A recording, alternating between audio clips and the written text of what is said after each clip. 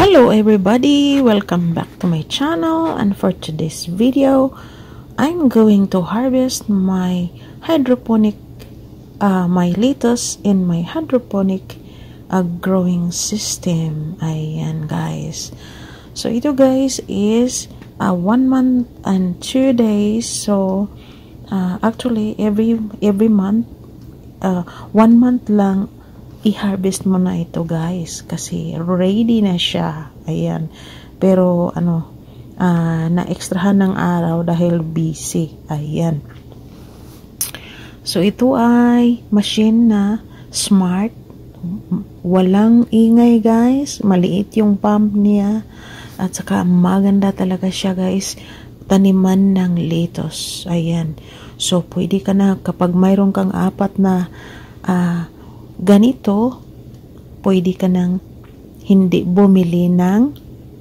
lettuce. Ayan, ayan, tinaniman ko siya ng iba't ibang lettuce, puti at saka mayroong pula.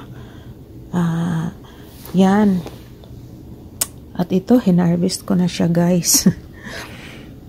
So ayan na guys, yan, pinaka fresh, pwede mo siyang kainin diretso, walang chemical, walang spray. Ayan, at maganda talaga itong smart, hydroponic growing system na smart garden. Ayan, so kapag guys, may apat ka na ganito at every week ka magtanim for 4 weeks, after 1 month mag-harvest ka na, and then the following week, and mag-harvest ka na every following weeks. Ayan, so very nice talaga kapag mayroon kang smart garden guys. Ayan, at saka kapag mayroon kang space na makalalagyan, maganda din kasi may green sa loob ng bahay mo. So maganda talaga siya guys, para na siyang ornament. At saka yung light niya is yun na, maganda din ang light. Pag need ka ng light sa gabi ng bahay mo, ayan, pwede na yung light niya guys. Ayan, so at saka efficient naman yung light guys, hindi naman masyadong nagko-consume ng electricity. Ayan, so itong guys, 2 times mo lang lalagyan ng plant food kapag ang itanim mo ay lettuce. So ewan ko kapag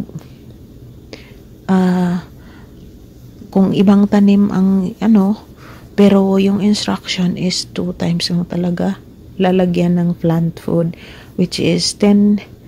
Ang maliit lang talaga guys. Mayroon naman yung yung plant food, pagbili mo ng machine, mayroon ng plant food dala, mayroon ding seeds ata yun, pods, parang set na siya guys. Ayan, so kung pwede ka rin bumili ng extra, mayroon din kapag inag-check out mo, ipapakita din sa inyo kung pwede, kung gusto mo bang bumili ng extra pods, at saka anong gagamitin sa